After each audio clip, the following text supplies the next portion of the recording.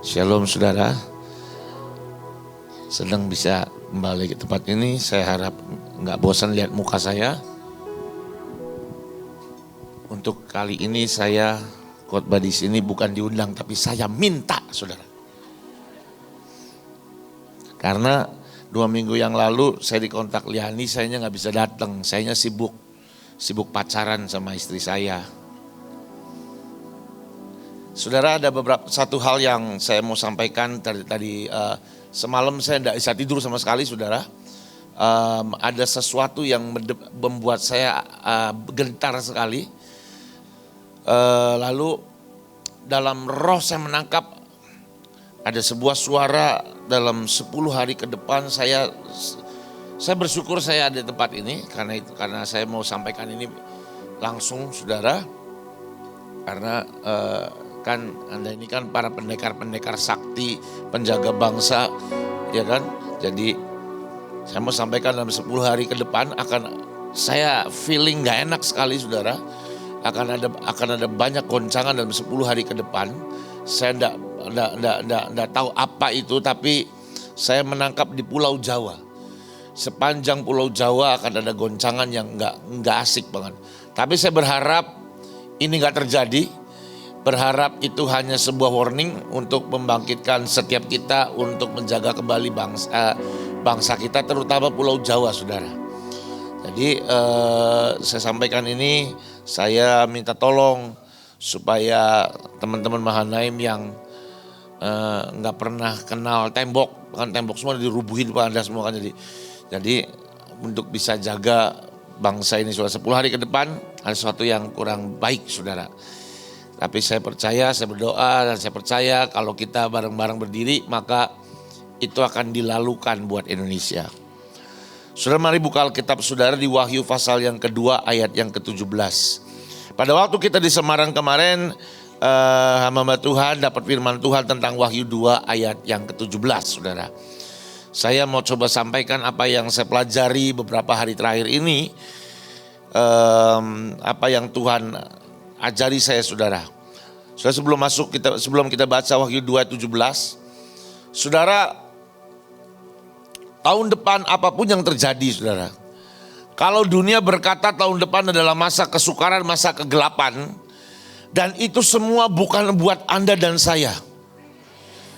Yes, itu akan terjadi. Apakah Tuhan mengizinkan? Saya rasa kok iya. Tapi percayalah, Tuhan tidak membuat itu untuk Anda dan saya. Saya nggak usah buka ayatnya, saya bacakan aja Yesaya 13 ayat 9. Sungguh hari Tuhan datang dengan kebengisan, dengan gebas, dengan murka yang menyala-nyala, untuk membuat bumi jadi sunyi sepi, dan untuk memusnahkan daripadanya orang-orang yang berdosa. Bukan buat Anda dan saya, kecuali Anda masih hidup dalam dosa.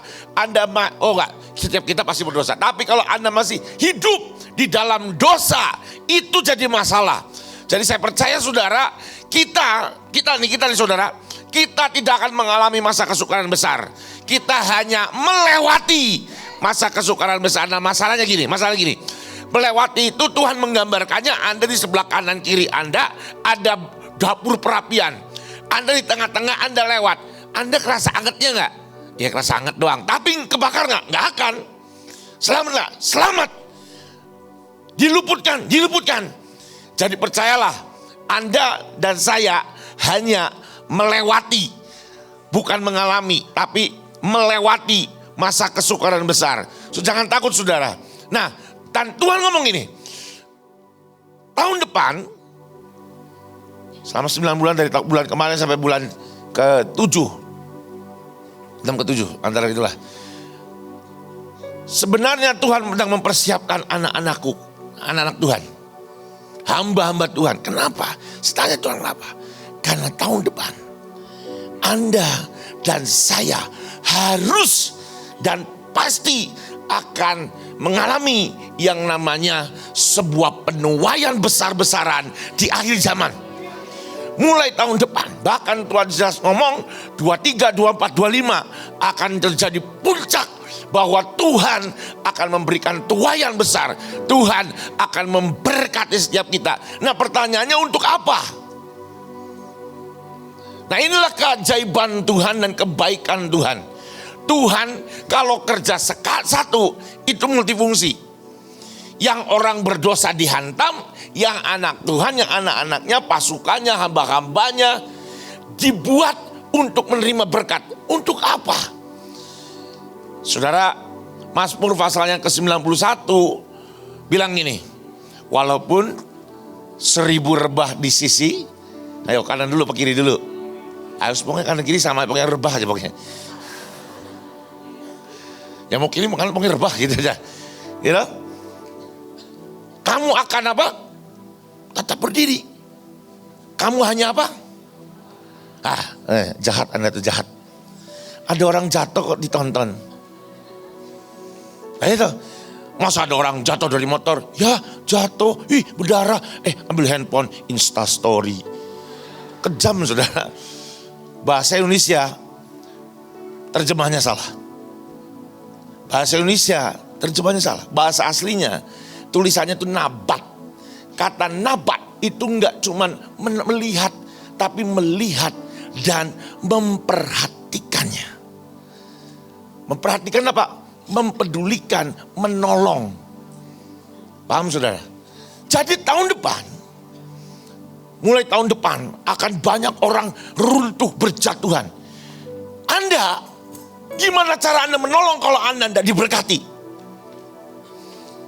Kalau Anda nggak dibuat jadi kuat, kalau Anda nggak dilipat gandakan kekuatanmu dalam segala hal, dalam nggak cuma masalah roh aja, tapi secara finansial, secara fisik kesehatan, Tuhan mau lipat kali gandakan. Kenapa? Karena tahun depan Tuhan mau bikin hajat, sebuah hantaman yang kuat, sehingga orang-orang berjatuhan, ingat, bukan Anda dan saya, orang-orang yang berdosa, orang fasik. Nah, Anda adalah orang-orang barisan yang akan menolong, membantu, menyelamatkan, menuai mereka untuk Tuhan. Itu ajaibnya Tuhan. Saya ketika Tuhan ngomong seperti ini, wah Tuhan kerja, 1 kali pukul, 2 tergenapi. Iya saudara. Nah, Anda dan saya, Tuhan jamin untuk Anda bertahan. Gak cuma bertahan, Anda akan dinaikkan, dipromosi Tuhan. Amin saudara. Wahyu 2:17. Siapa bertelinga hendaklah yang mendengarkan apa yang dikatakan Roh kepada jemaat-jemaat. Barang siapa menang, kepadanya akan kuberikan dari mana yang tersembunyi. Dan aku mengaruniakan kepadanya batu putih yang di atas tertulis nama baru yang tidak diketahui oleh siapapun selain oleh yang menerimanya. Saudara, di Semarang kemarin hamba Tuhan dapat firman Tuhan tentang mana yang tersembunyi. Saya langsung saudara, saya responi, saya baca. Pulang dari Semarang saya ada waktu khusus untuk baca dan melihat sedikit demi sedikit saudara. Dan saya melihat, wah Tuhan, ini ada rumus untuk supaya kita bisa bertahan, gak cuma bertahan, berjalan dan menang untuk menghadapi masa kesukaran besar. Yang pertama saudara, siapa bertelinga hendaklah ia mendengarkan.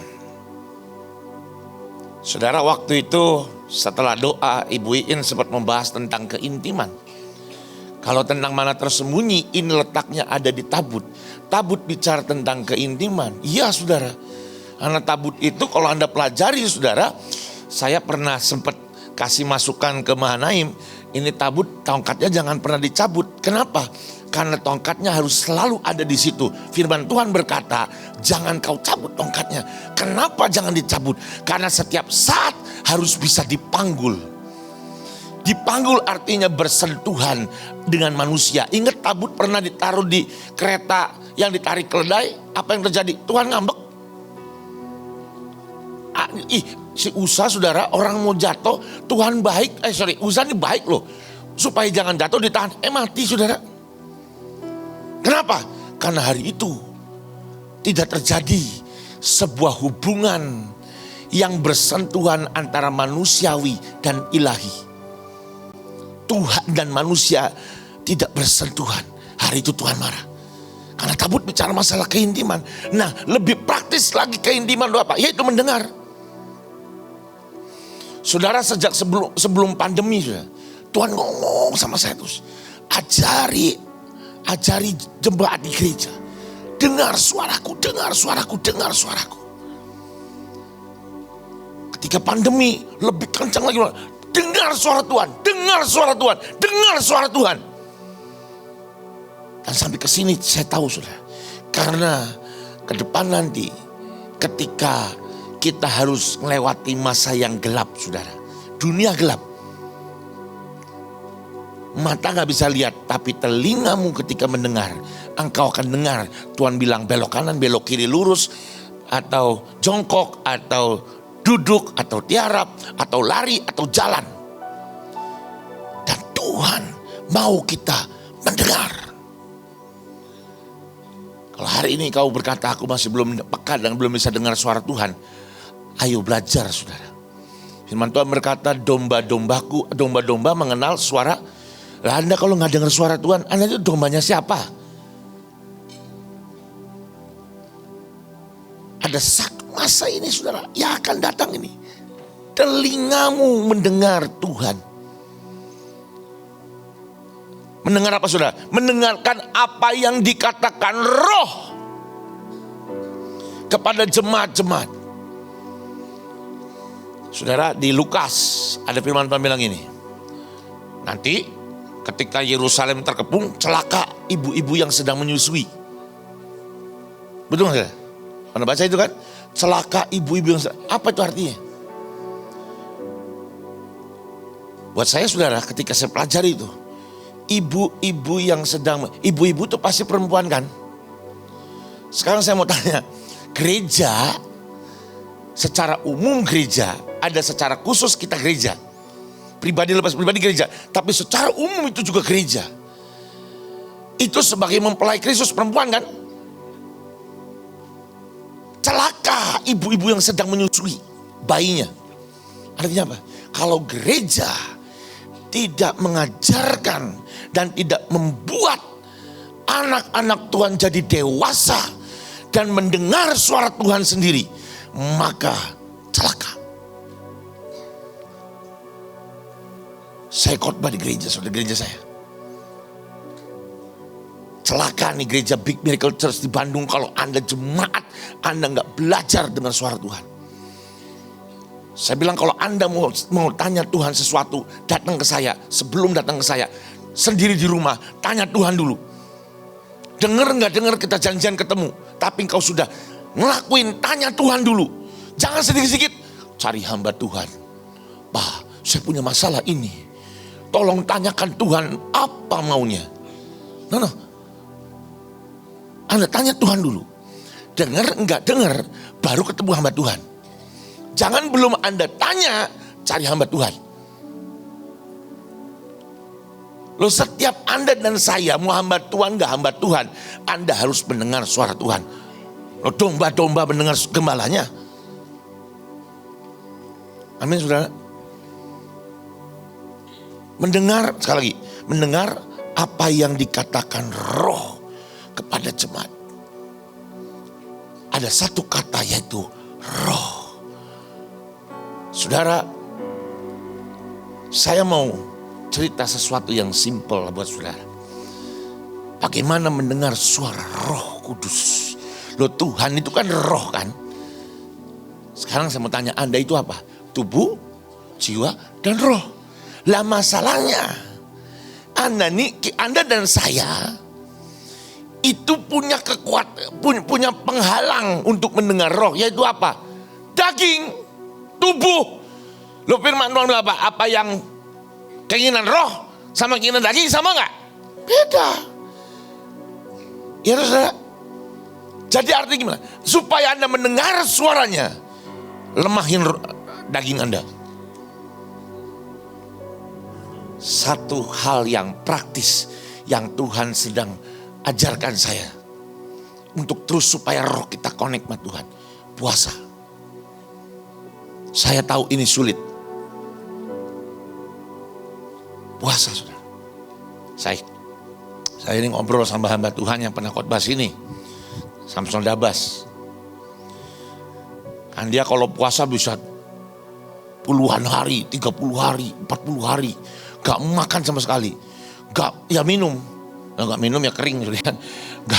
Gak makan sama sekali. Kuat sekali, saudara. Lalu saya dengar juga kesaksian Adeboye. Itu bisa puluhan hari, saudara. Bisa 40 hari, 40 hari gak keluar dari kamar. Doa. Saya kan ngomong gini. Iya saya kemarin saya puasa. Jadi saya ini lagi butuh uang. Jadi saya doa puasa. Lalu teman saya ini bilang ini. Itu salahmu. Jangan puasa karena engkau sedang berdoa untuk dapat sesuatu. Jangan puasa dijadikan sebuah alat untuk engkau mendapat apa yang kau mau. Itu bukan puasa. Jadi gimana? Puasa adalah sebuah cara untuk engkau nempel, dengar, dan lihat Tuhanmu. Saya tanya lagi kenapa? Karena tubuh dagingmu itu jadi penghalang untuk engkau ketemu dengan Tuhan. Karena bukan artinya Anda kalau nggak puasa nggak bisa dengan suara Tuhan ya. Anda beberapa di sini kan yang nggak puasa tetap peka kan? Maksudnya kalau engkau puasa jauh lebih peka. Ini saya lagi coba, saudara. Ini saya sudah masuk ke dari hari Rebo, kemarin saya belum makan. Tadi dikasih kacang. Loh, untung saudara, untung baru berapa hari balik Rebo, Kamis, Jumat, Sabtu, baru 4 hari. Coba kalau udah 10 hari, makan kacangan isinya perutnya bunyi kelontang.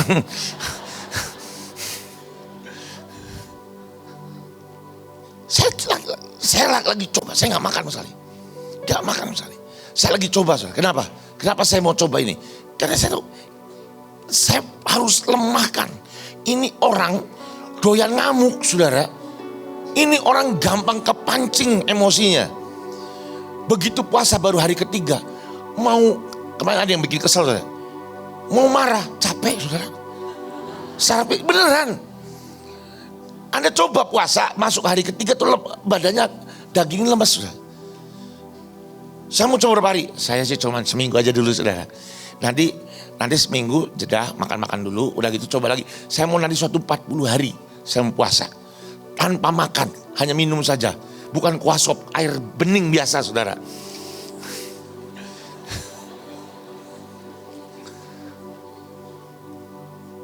Saya diajarin itu. Lemahin dagingmu. Kalau dagingmu lemah, rohmu kuat. Pak, nanti saya takut sakit lambung, Pak. Pak, nanti mati, Pak. Firman Tuhan berkata manusia hidup bukan dari apa? Roti saja. Ayo, otaknya jangan nakal. Di belakang ada yang mikirkan, kan bisa dari steak, dari soto. Enggak, bukan dari makanan saja. Tapi dari firman yang keluar dari mulut Tuhan. Teman saya, saudara, Chris, orang Auce, 40 hari, 40 malam gak makan. Malah dia bilang ini, aku sekalian tak olahraga. Tak nge-gym sekalian.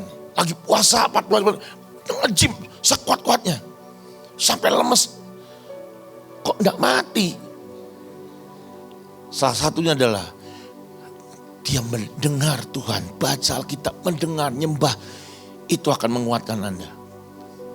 Kita adalah manusia natural, Tuhan adalah Tuhan yang supranatural. Yang supranatural akan menundukkan yang natural, saudara. Saya mendorong saudara untuk belajar doa puasa. Walaupun saya sering kali mendengar banyak pelesetan, orang Mahanaim itu susah puasa. Tapi ya enggak apa-apa, belajar puasa, saudara. Saya juga susah puasa. Itu kenapa saya buncit, karena susah puasa. Saya juga lagi belajar, saudara. Baru 4 hari ini, saudara. Mungkin besok saya sudah mulai makan. Hari kelima, anugerah, jangan mendahului. Habis anugerah sempurna 7, ya kan? Habis 7, 12 murid pintu gerbang 12 hari, ya terus nambah-nambah, saudara. Selalu ada alasan untuk membatalkan puasa. Tapi mari dengar suara Roh. Lemahkan dagingmu. Tapi kalau ketika rohmu kuat dan rohmu dapat Tuhan, dagingmu tidak akan mati dan tidak akan menjadi sakit. Karena sekali lagi saudara, yang supranatural akan menguasai yang natural. Ayo belajar saudara. Belajar saudara. Saya sedang belajar, saya ngajak Anda bareng-bareng belajar. Supaya apa? Ada yang kelaparan bareng-bareng sama saya ya. Lanjut saudara. Barang siapa menang. Kata menang dalam bahasa Yunaninya nikao. Kata nikao punya 2 arti. Yang pertama overcome, menundukkan. Apa yang menundukkan? Yaitu dagingmu. Tundukkan. Loh, sebenarnya musuh paling besar buat kita tuh bukan setan. Setan tuh dibeset isinya ketan, saudara. Terlalu kecil. Yang paling menakutkan sebenarnya adalah kedagingan kita, kemarahan kita, kecewa kita. Betul maksudnya? Loh, kalau kita benar di hadapan Tuhan, loh setan gak akan tahan. Jadi bukan setan musuh terbesar kita adalah daging Anda dan saya. Dan kita harus barang siapa yang menang. Menang artinya 2. 1, menundukkan. Apa? Dagingmu, musuh terbesarmu. Tundukkan itu. Ketika engkau menundukkan daging, saya percaya saudara. Setan itu lari, lihat Anda. Kenapa hari ini masih sering kita digodain setan? Lah, masih ada yang perlu ditundukkan. Kemarahan kita, kecewa kita. Saya ngomong gini bukan artinya saya sudah gak marah, gak kecewa. Masih saudara. Saya masih lagi di konseling sama Bu Iin kok. Jos gak usah ketawa, Jos, lu tahu kan.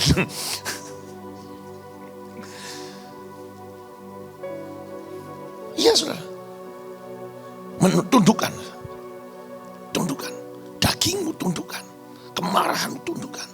Yang kedua saudara. Arti katanya overcome. And yang the second meaning is prevail atau bertahan. Kenapa harus bertahan saudara? Hagai pasal yang kedua berkata gini, sebentar waktu lagi aku akan menggoncang langit dan bumi. Aku akan menggoncang bangsa-bangsa sekira barang indah-indah akan datang kepada apa? Rumah. Rumah ini bait, betul ya? Bait Allah. Nanti kemegahan rumahnya akan melebihi kemegahan yang sebelumnya. Sekarang saya mau tanya, bait itu rumah itu apa? Bait Allah kan? Bukankah Anda dan saya adalah bait Allah? Jadi akan ada harta yang indah-indah di seberang lautan akan datang buat Anda. Amin saudara. Nah, tapi masalahnya ada kata-kata prevail, bertahan.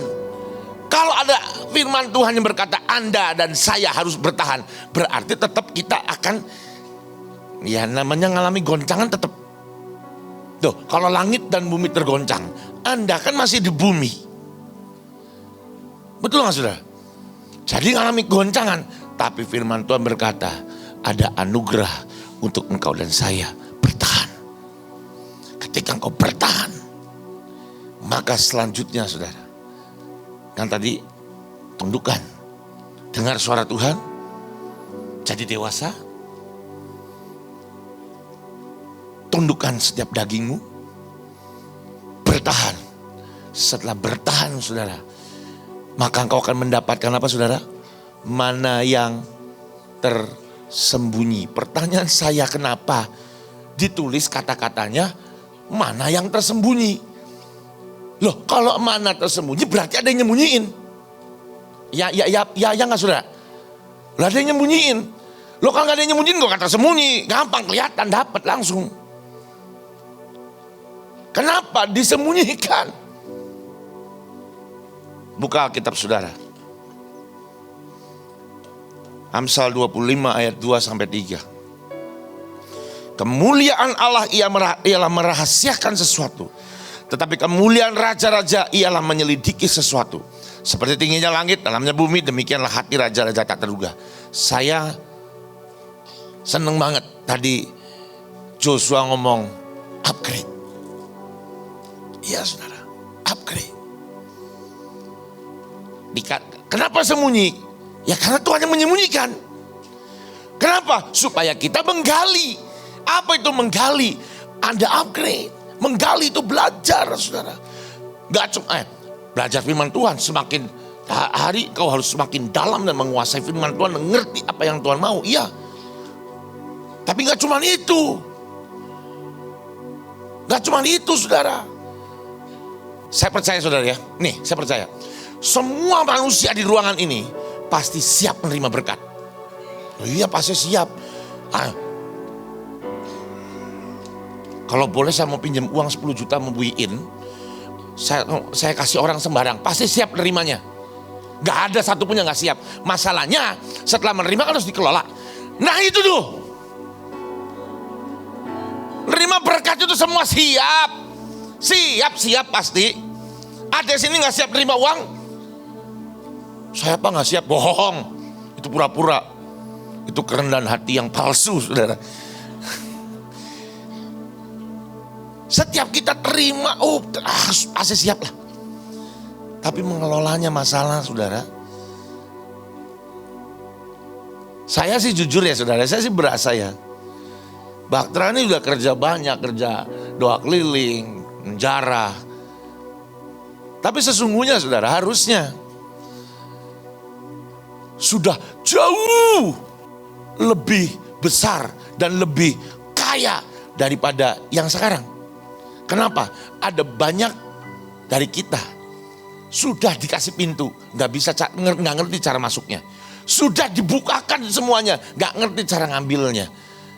Sudah dikasih, nggak ngerti cara membesarkannya. Karena pernah upgrade, saudara. Seneng banget ketika Joshua ngomong upgrade. Ya itu penting banget. Saya berkali-kali cerita, saya punya pengalaman ini dan saya nggak akan pernah berhenti. Saya cerita. Satu hari sudah saya datang ke satu kota. Ada orang minta didoakan, saya doakan. Didoakan itu penglihatan kapal ikan laut.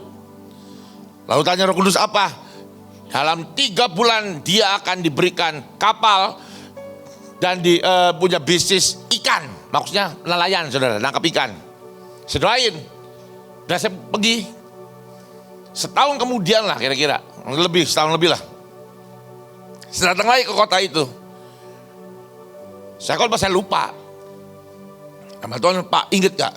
Pernah doain orang ini. Oh iya, mana sekarang dia? Sudah gak mau lagi ke gereja. Gak mau lagi kenal Tuhan. Bahkan marah sama Tuhan. Loh kenapa? Dia diceritain dalam 3 bulan kemudian memang dia akhirnya dapat kesempatan dan punya kapal. Punya bisnis nelayan perikanan, nangkep ikan. Dan punya bisnis saudara. 3 bulan Tuhan genapi. Ayo kurang apa? Kurang apa? Tapi dalam kurun waktu, gak tahu saya lupa, setahun apa 6 bulan gak tahu lah. Dia jatuh lebih miskin daripada sebelumnya. Jadi dia akhirnya marah, dia ngomong Tuhan jahat, Tuhan menjebak, Tuhan menjerumuskan. Supaya aku miskin. Lalu saya jajakin, Pak ketemu mau gak Pak? Ya boleh. Akhirnya saya dibawa ketemu sama orang ini. Tahu saudara? Ketika ketemu sekali duduk langsung repet mulutnya. Tuhan jahat lah. Memang Tuhan memberi menggenapi tapi Tuhan jahat. Tuhan menjerumuskan lalu bla bla bla bla. Sepanjang dia ngomong saya gak bisa jawab kan. Lah emang bener. Masa udah diberkati ditambah miskin kan lucu. Tapi saya tanya Tuhan apa? Kenapa? Roh Kudus ngomong ini. Tanya sama orang ini. Dari hari pertama dengar janji Tuhan sampai 3 bulan penggenapannya, tanya dia ngapain. Saya tanya kan, sorry, tunggu. Dah, saya mau tanya. Dari ketika kamu dengar suara Tuhan sampai 3 bulan itu kamu ngapain? Luar biasa jawabannya saudara. Ke laut deklarasi. Itu pokoknya Baktera dan Mahanaim sentris lah saudara. Sampai ke laut, sedada deklarasi. Dia nyelam, dia matok saudara. Wah pokoknya ajaib lah. Jadi jalani semua deklarasi ke kapal-kapal ada nelayan semua diurapin. Ini akan jadi jatahku. Luar biasa. Tiap hari sampai bulan ketiga terjadi saudara. Lalu Roh Kudus tanya, dia belajar nggak tentang perikanan?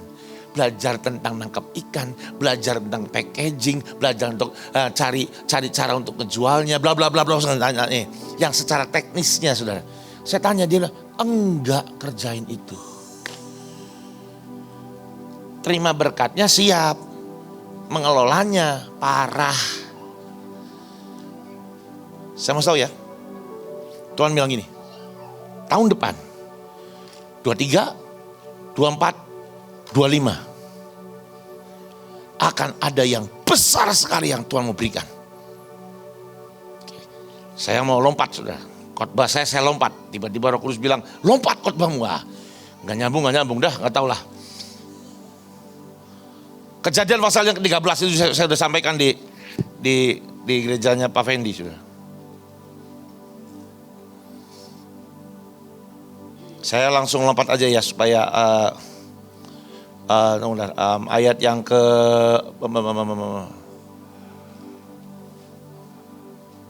ayat kemana ya? Tunggu bentar. Oke, ayat yang ke-14. Dan setelah Lot berpisah dengan Abram, berfirmanlah Tuhan kepada Abram, pandanglah sekelilingmu dan lihatlah tempat engkau berdiri itu ke timur, barat, utara, selatan.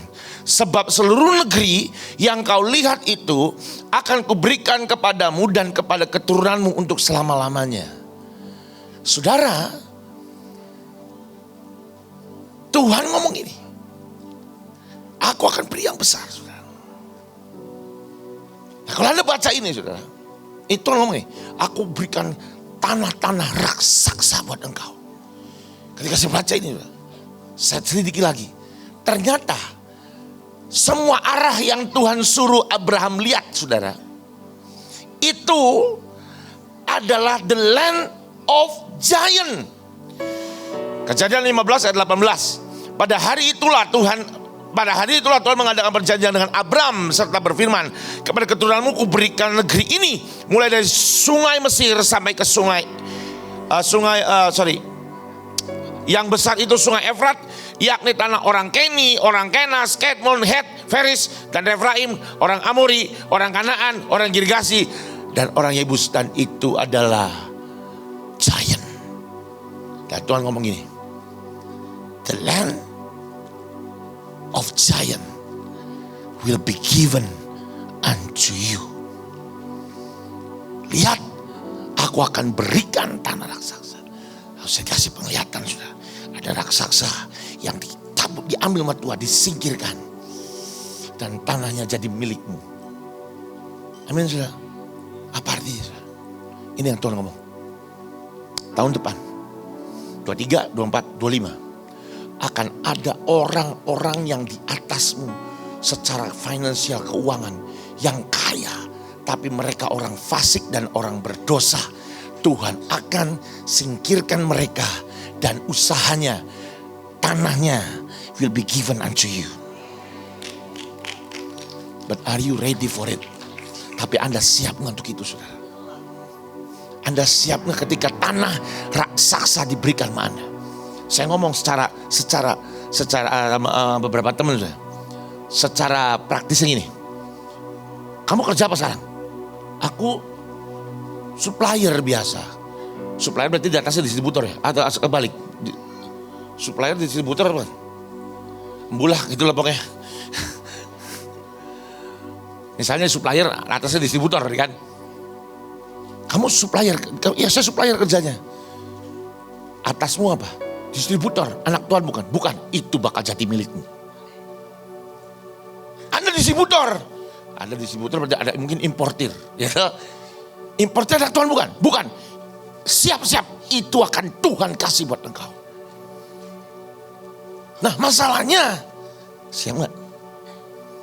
Firman Tuhan selanjutnya apa? Jalanilah negeri itu menurut panjang dan lebarnya. Lihat saudara yang ayat 18. Sesudah itu Abraham memindahkan kemahnya dan menetap di dekat pohon terbantin di Mamre. Saya ingat kata Mamre. Mamre itu pernah jadi nama rumah singgahnya Mahanaim. Cinita sama kalau nggak salah Leo ada di situ. Kenapa? Saya pertama kali bersentuhan dengan Mahanaim dibawa ke situ. Mamre tempat itu saudara. Mamre ini tempat dekat sekali sama orang Amori. Jadi begitu Abraham dengar janji Tuhan, dia memindahkan kemahnya ke dekat raksasa itu. Kenapa saudara? Ya itu Tuhan mau kita melangkah, lihat raksasa di depanmu, raksasa di atasmu, lihat, pelajari. Pak Agung punya kata-kata amati, tiru, modifikasi. Ya? Dekati saudara, dekati. Sekarang siapa yang distribut? Ada yang ini di marketplace ya, jangan di gereja atau di Mahanaim. Kalau gitu saya akan amati buin, nanti Tuhan singkir, enggak ada gitu. Nanti ditempeleng malaikat mengol loh, hati. Itu di marketplace, di dunia sana, di luar. Anda, iya betul. Kan gak disingkirin, beda kalau gak disingkirin. Setiap kita pasti akan naik hari tahun 23, 24, 25. Dekati, kata jalani panjang dan lebarnya. Itu apa? Loh, jalani panjang dan lebarnya. Suruh ngitung saudara. Loh itu, jalani panjang, berarti kan suruh ngitung panjangnya dan lebarnya. Artinya apa? Ayo, lihat kekuatanmu. Gak seberapa, tapi ada kekuatan Tuhan yang memenuhi hidupmu saudara. Ini yang Tuhan mau kasih buat kita. The land of a giant will be given unto you. Hari ini saudara, engkau punya bisnis usaha apapun, lihat ke atas. Siapa di atasmu yang bukan anak Tuhan? Tiba waktu 23, 24, 25, mereka akan digeser dan engkau akan naik ke atas, ambil tanahnya. Lalu gimana dong? Tuhan jahat, yang raksasa itu digeser, kenapa? Kan jatuh, nabat. Iya dong, kembali lagi ke Mazmur ke 91. Sekalipun beribu rebah sisi kanan kirimu, engkau akan tetap berdiri dan engkau nabat. Orangnya yang disingkirkan kan jatuh. Dituai jiwanya, bawa ke Tuhan. Bukankah Tuhan sangat sempurna akan melakukan apa yang dia mau kerjakan di hari-hari yang akan datang. Jadi jangan takut saudara. Jangan takut. Apapun, termasuk pelayanan, kita akan Tuhan bawa. Nah, ini kalau ada hamba-hamba Tuhan, pendeta-pendeta yang ngawur-ngawur tapi gerejanya gede, the land of the giant will be given unto you. Iya, akan tidak semua hamba Tuhan tuh hamba Tuhan loh. Ada hamba Tuhan tapi hambatan banyak. Iya kan? Nah, kalau tidak tobat-tobat, ini ngalangi, minggir. Dicari. Misalnya ada gereja, jemaatnya 300.000. Tapi pendetanya hambatan. Ngalangi, mikir. Cari di Mahanaim. Joshua, udah sibuk yang lain. Tadi siapa sebenarnya? Randy. Jadi jemaat, jadi gembala, bisa aja. Karena tahun depan saudara, orang yang gak masuk hitungan pun, Tuhan ngomong gini, yang tidak pernah terpikirkan pun itu akan dipromosi Tuhan. Jadi gak usah lihat kemampuan Anda hari ini. Jalani aja. Jalani panjang dan lebarnya. Upgrade saudara, penting banget tuh yang dikatain Joshua tuh. Upgrade. Kita terlalu sering ngomong lawatan, tapi nggak di-upgrade. Amin saudara. Dan tetap hatimu melekat dan mendengar suaranya. Anda punya skill kayak apapun nggak dengar suara Tuhan pun parah. Amin saudara. Dengar suaranya karena di saat engkau tidak bisa lihat, engkau harus mendengar suaranya. Saya ingat pernah kan AOC itu kan disuruh ke Australia dan Pasifik saudara. Pergilah saya diperintahkan saya sendiri. Jadi kadang-kadang ya karena menghemat biaya kan, nggak ngajak teman-teman. Nah kalau cuma ke Singapura ya bukan merendahkan, maksudnya ya kan dekat kan. Saya suruhnya ke Solomon Island, itu apa sudah? Samoa, Tuvalu, Vanuatu itu apa? Gak paham saya. Yang pertama saya paling berkesan itulah pada waktu saya pergi ke Solomon Island. Siapa di sini yang pernah ke Solomon Island? Apa pernah Pak? Apa yang terjadi di sana? Kalau nggak terjadi apa-apa, sorry, saya cerita dulu ya.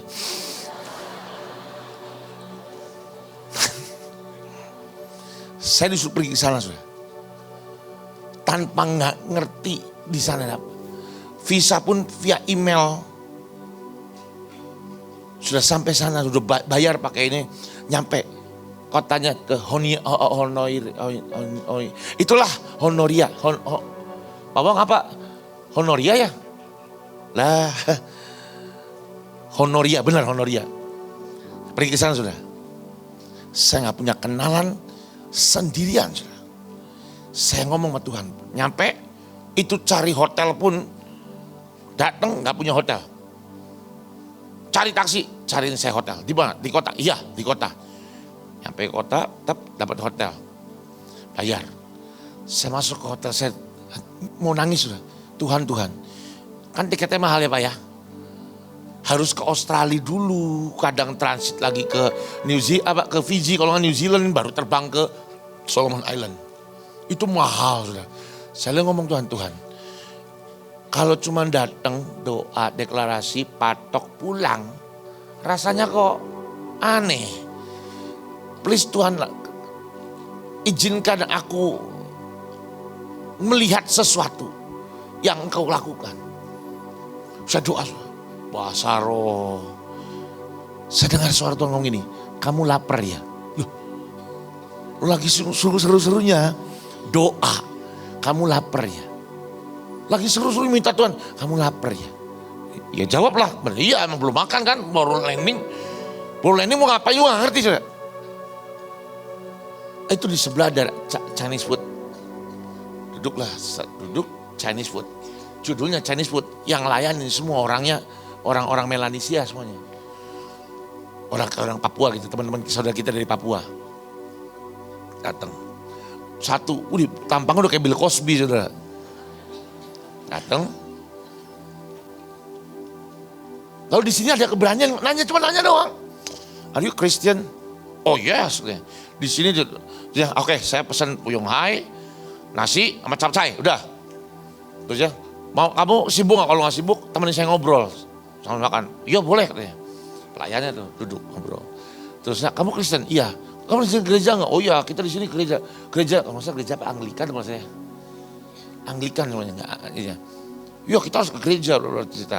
Lalu saya ngomong nih, saya itu hamba Tuhan. Saya datang ke sini mau berdoa buat bangsamu, buat negaramu. Oke?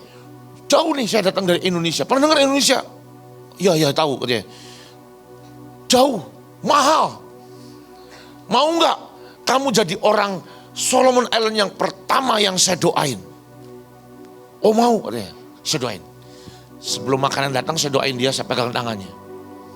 Saat saya doa, dia bilang tangan saya kayak ada yang nyetrum. Padahal gue nggak bawa alat setruman. Saya merasakan sesuatu katanya. Oh ya, itu Tuhan.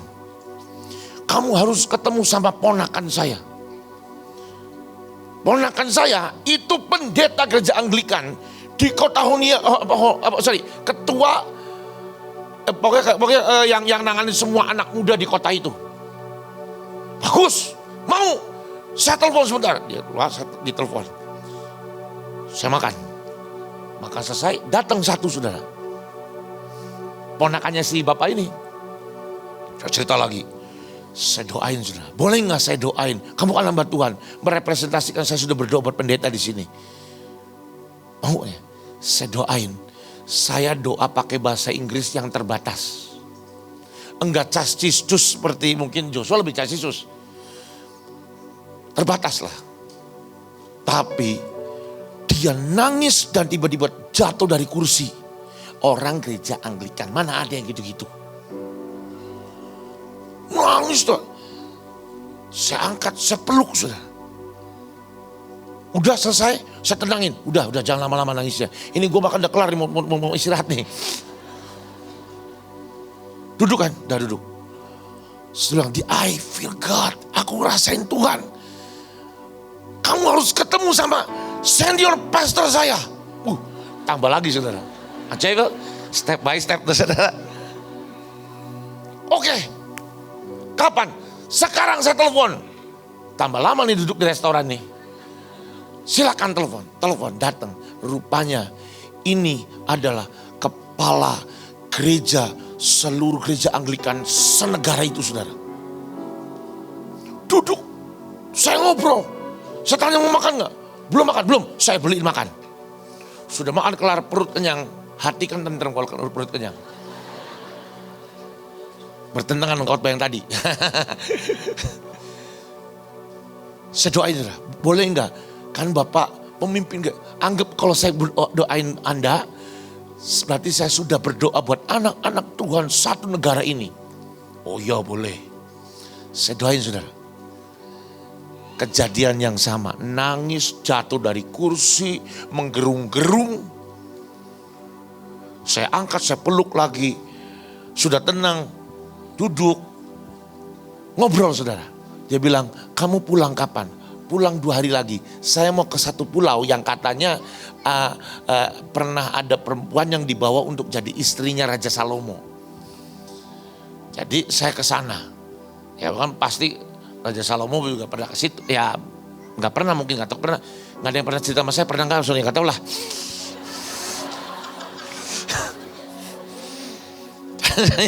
Doa deklarasi sana. Di kapal pun saudara, ketika kapal. Saya bilang sendirian, gak ada yang nemenin. Duduk di sebelah. Senyum-senyum, pokoknya saya ini kan bukan orang ramah saudara. Bukan orang yang, bukan. Tapi mendadak hari itu daripada kesepian jadi ramah saudara. Hai. Yang duduk sebelah saya, itu adalah kepala gereja di pulau itu saudara. Tuhan atur. Saya ajak berdoa, kamu boleh gak saya pasang patok segala rupa. Saya bawa kaos buat kamu. Boleh, saya pasang. Saya khotbah di situ saudara. Udah kelar, pulang. Tahu saudara, itu ketua gereja Anglikan satu negara itu. Dia bilang ini, saya punya jemaat dan jemaat ini orang penting. Oke, mau gak kamu ketemu dia dan kamu doa buat dia? Oke, tapi waktunya gak ada. Nanti dia akan saya temenin datang ke hotel kamu. Siap. Saya gak tahu siapa saudara. Pagi-pagi diketok-ketok. Saya ngelihat sudah ada tentara bawa senapan, pesto, polisi banyak. Diketok-ketok. Yang berdiri semua tentara saudara. Saya, ada apa? Saya belum masih pakai celana pendek saudara. Ya, nanti ada yang mau datang. Ya, saya bingung ini siapa nih bawa tentara? Vice President. Ayo saudara. Dan hari itu ketika saya pulang, itu hari apa? Itu acara apa ya? Pokoknya disuruh untuk berdiri dan berdoa. Tentang apa saya lupa tuh. Iya karpet merah, betul karpet merah. Karena disuruh kemana-mana bawa kain merah saja digelar. Saya tuh sendiri kalau ke yang ke Pulau Tuvalu, saya sendirian. Saya gelar sendiri. Angkat tangan sendiri, deklarasi sendiri. Anda bertiga tuh enak, saya sendiri. Mana-mana Lone Ranger. Kalau kan enak kan ada pegangin ujung-ujung, angkat tongkat berdeklarasi. Saya enggak. Gelar sendiri, taruh di rumput, saya doa sendiri saudara. Bakar dupa sendiri, patok sendiri. Tapi hari itu sudah saya melihat kemuliaan Tuhan. Saya pulang saudara. Sampai sekarang masih ada kontaknya saudara. Email bukan kontak. Dia ngomong gini. Pendetanya. Tanggal berapa? Walaupun saya ada tanggalnya saudara. Tanggal sini. Oke. Saya akan umumkan seluruh Solomon Island harus berdoa buat karpet merah digelar. Ayo. Sendirian saudara. Kuncinya satu sih gampang saudara. Kuncinya ketakutan, terus yang itu dengar suara Tuhan. Jadi jangan sok hebat lah. Oh kita nih, bukan siapa-siapa saudara ya. Dengar suara Tuhan. Hal yang sama saudara. 2023, 24, 25. Dengar suara Tuhan. Upgrade skillmu saudara. Kita ini punya dua sayap, satu sayap kanan, satu sayap kiri. Sayap kanan ini adalah pengurapan, deklarasi, keintiman, bla bla bla bla. Yang roh, yang kiri itu skill. Anda pengusaha, pengajar, penari, pemusik, upgrade sampai engkau jadi ahli. Minimal satu bidang ahli. Kalau bisa banyak, puji Tuhan. Amin saudara. Supaya ketika itu nanti diberikan, Anda mengepak kedua sayapmu. Dan engkau terbang. Nah, kalau cuma satu kan ngeplek-ngeplek doang saudara, lucu. Dua-duanya dong. Amin saudara. Nah, saya percaya saudara. Sekali lagi. Yang supranatural akan menguasai yang natural. Dan Anda hidup dengan supranatural. Tapi terus kalau Anda supranatural. Tapi bukan artinya terusnya. Kalau gitu kita tidak usah belajar. Kita tidak usah. No. Anda supranatural adalah Anda kerja dengan skillmu, tapi anugerah Tuhan akan dorong engkau. Orang dunia kerja dengan energi 10 menghasilkan cuma 100. Kita dengan energi 10 menghasilkan beribu-ribu. Itu supranatural saudara. Itu anugerah saudara. Amin. Mari tutup matamu sebentar. Kiara patakayas. Kiara naya satakarala bayas.